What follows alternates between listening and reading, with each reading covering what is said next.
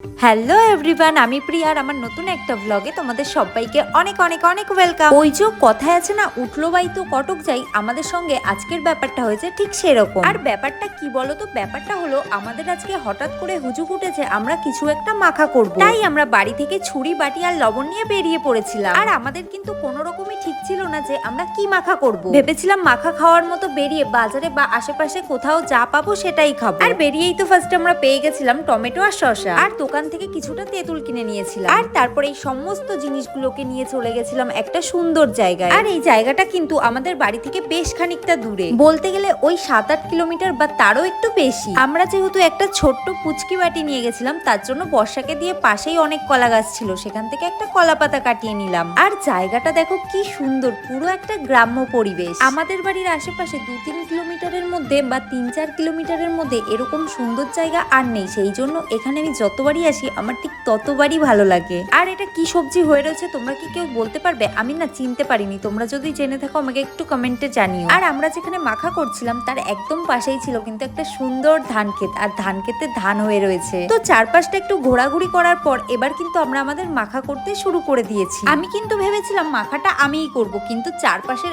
এত সুন্দর পরিবেশ দেখে আমি ভাবছিলাম চারপাশটা একটু ঘুরে ঘুরে দেখি, সেই জন্য বর্ষাকে বসিয়ে দিলাম মাখাটা করার জন্য। আমরা তো মাখা করার জন্য সমস্ত কিছুই নিয়ে গেছিলাম, শুধুমাত্র ভুলে গেছিলাম লেবু পাতা নিতে।